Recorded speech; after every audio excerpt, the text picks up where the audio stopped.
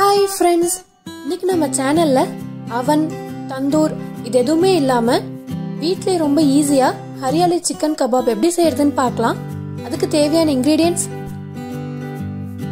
நான் இங்க 250 gram boneless chicken எடுத்துக்கிறேன். அது இந்த மாதிரி கியூப் ஷேப்ல கட் பண்ணி எடுத்துக்கலாம்.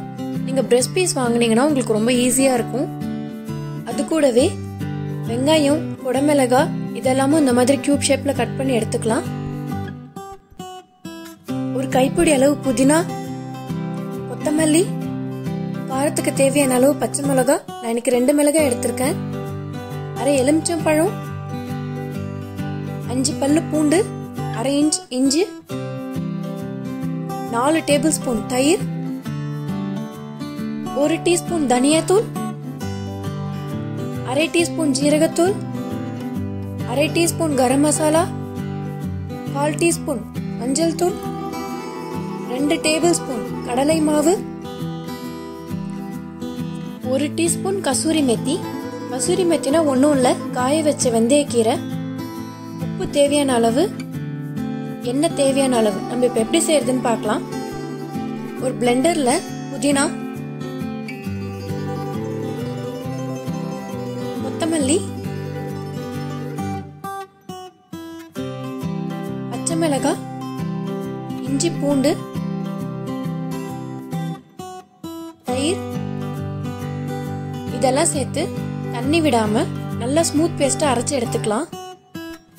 இந்த கபாப்ல காரத்துக்கு நம்ம பச்சை மிளகாய் மட்டும்தான் சேர்க்க போறோம். அதனால உங்களுக்கு எவ்வளவு காரம் வேணுமோ அதுக்கேற்ற மாதிரி நீங்க மிளகாய் சேர்த்துக்கோங்க. எனக்கு இங்க கிடைக்கிற பச்சை மிளகாய் காரம் ரொம்ப அதிகமா இருக்கும், அதனால எனக்கு 2 மிளகாய் தான் சேர்க்கிறேன். இப்போ இது எல்லாமே நமக்கு நல்லா கிரைண்ட் ஆயிடுச்சு. நம்ம இதை தனியா எடுத்து வச்சுக்கலாம். நம்ம அரைச்சு வச்சிருந்த அந்த புதினா கொத்தமல்லிய இந்த சிக்கனோட சேர்த்துக்கலாம். அது கூடவே தனியாத்தூள், மஞ்சள் தூள், ஜீரகத்தூள், கரம் மசாலா,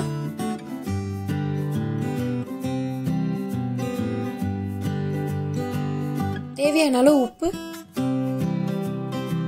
கசூரி மெத்தி,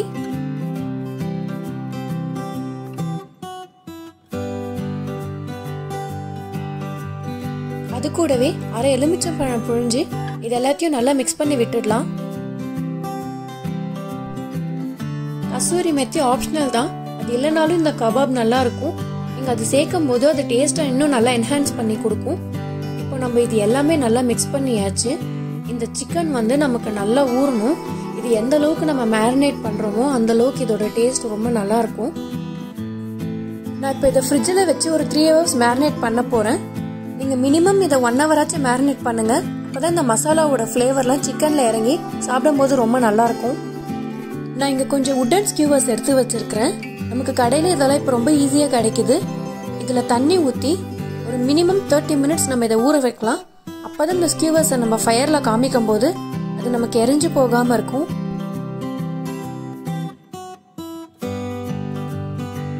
இப்போ 3 hours ஆகிருக்கு. இந்த சிக்கன் எல்லாம் நல்லா மேரினேட் ஆயிடுச்சு.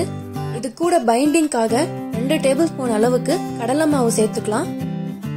அது கூடவே இந்த சிக்கன் ஜூஸியா இருக்கிறதுக்காக 1 டேபிள் ஸ்பூன் அளவு எண்ணெய் சேர்த்துக்கலாம். இப்ப நம்ம ஆல்ரெடி கட் பண்ணி வச்சிருக்கிற அந்த குடமிளகாய், வெங்காயம் இதெல்லாமும் இதுல சேர்த்துட்டு இது எல்லாத்தையும் நல்லா ஒரு தடவை மிக்ஸ் பண்ணி விட்டுடலாம்.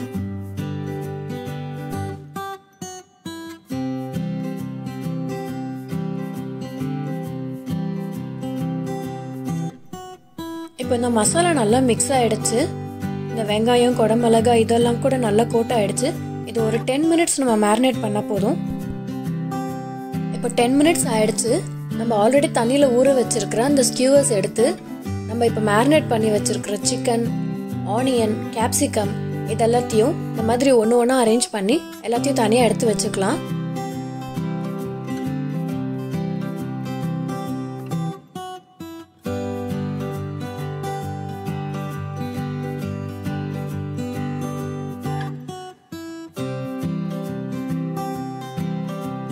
இது எல்லாமே நம்ம அரேஞ்ச் பண்ணியாச்சு.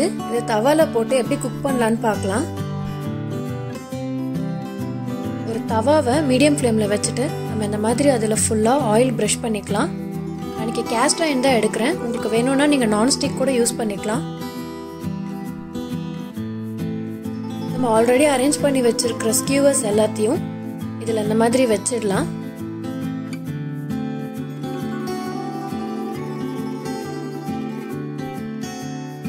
மீடியம் ஃப்ளேம்ல ஒரு 5 minutes குக் ஆனதுக்கு அப்புறமா நம்ம இதை திருப்பி விட்டு பார்க்கலாம்.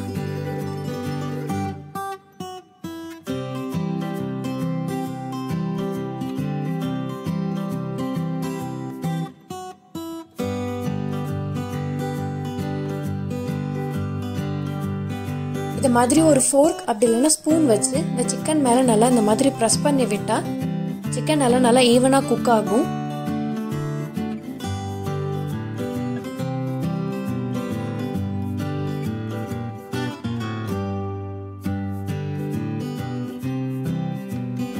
நம்ம சிக்கன் ஒரு சைடு குக் ஆனதும் இன்னொரு சைடில் இந்த மாதிரி ஆயில் கொஞ்சமாக ப்ரஷ் பண்ணிக்கலாம்.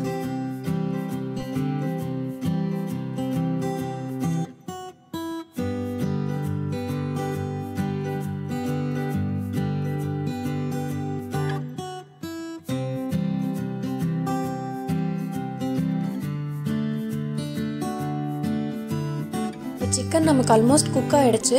இந்த மாதிரி மீடியம் ஃப்ளேமில் வச்சு குக் பண்ணும்போது மேக்ஸிமம் ஒரு 10 to 15 minutesல இந்த கபாப் நமக்கு ரெடி ஆகிடும்.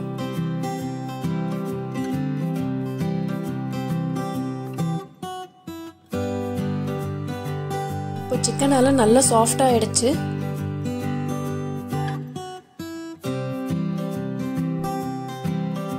ஒரு 12 minutes கிட்ட ஆயிடுச்சு. இந்த சிக்கன் எல்லா சைடும் நல்லா பர்ஃபெக்டாக குக் ஆகிடுச்சு. நம்ம இந்த கபாப் இப்படியே கூட சர்வ் பண்ணலாம். சாப்பிட்றதுக்கு ரொம்ப நல்லா இருக்கும். பட் நமக்கு அந்த தந்தூரி ஸ்மோக்கி ஃப்ளேவர் வேணுன்றதுக்காக ஸ்டவ்வை மீடியம் ஃப்ளேமில் வச்சுட்டு அந்த ஃபயரில் எல்லா கபாபையும் இந்த மாதிரி காமிச்சு எடுக்கலாம். நம்ம இதை ரொம்ப நேரம் அந்த நெருப்பில் காமிக்க தேவையில்ல. இந்த சிக்கனை ஆல்ரெடி குக் பண்ணிட்டோம். அந்த ஸ்மோக்கி ஃப்ளேவருக்காக தான் இப்படி காமிக்கிறோம். ஸோ ஃபியூ செகண்ட்ஸ் எல்லா இடத்துலையும் அந்த ஃபயர் படுற மாதிரி காமிச்சா போதும். உடன் ஸ்கியூவர்ஸ் யூஸ் பண்ணாம இரும்புல இருக்கிற ஸ்கியூவர் கூட யூஸ் பண்ணலாம். அந்த மாதிரி யூஸ் பண்ணும்போது அது தண்ணியிலலாம் ஊற வைக்க தேவையில்ல. உங்களுக்கு இந்த ஸ்மோக்கி ஃப்ளேவர் பிடிக்காதுன்னா நீங்க இந்த ஸ்கியூவர்ஸ் யூஸ் பண்ணணும்னு கூட அவசியம் இல்லை. நம்ம மேரினேட் பண்ண சிக்கனை டைரக்டாவே நீங்க தவால போட்டு ஃப்ரை பண்ணி அப்படியே சாப்பிடலாம். எல்லா இடத்துலயும் இந்த ஃபயர் நல்லா ஈவனா ஸ்ப்ரெட் ஆயிருக்கு. நம்ம இந்த ஸ்கியூவர் யூஸ் பண்ணதுனால தான் இந்த மாதிரி ஈவனா ஸ்ப்ரெட் ஆகுது. உங்களுக்கு வேணும்னா நீங்க இதுக்கு மேல கொஞ்சமா பட்டர் கூட பிரஷ் பண்ணிக்கோங்க. சாப்பிடும்போது இன்னும் நல்லா ஜூசியா இருக்கும். நம்மளோட ஹரியாலி சிக்கன் கபாப் வீட்ல இப்ப ரொம்ப ஈஸியா ரெடி ஆயிடுச்சு. நம்ம அவன் தந்தூர் இது எதுவுமே யூஸ் பண்ணல. ஸ்மோக்கி ஃப்ளேவரோட நல்ல கலர்ஃபுல்லா பார்க்கவே ரொம்ப ஜூசியா இருக்கு. நீங்க இதே மாதிரியே சிக்கனுக்கு பதில் பன்னீரும் ட்ரை பண்ணலாம். அதுவும் ரொம்ப நல்லா இருக்கும். நீங்களும் இதே மாதிரி வீட்டில் ட்ரை பண்ணி பாருங்க. இந்த ரெசிபி கண்டிப்பா உங்களுக்கு பிடிக்கும். இந்த வீடியோ உங்களுக்கு பிடிச்சிருந்ததுன்னா மறக்காம லைக் பண்ணுங்க, ஷேர் பண்ணுங்க, கமெண்ட் பண்ணுங்க. அண்ட் அபி சூர்யாக்கு சப்ஸ்கிரைப் பண்ணுங்க. தேங்க்ஸ் ஃபார் வாட்சிங்.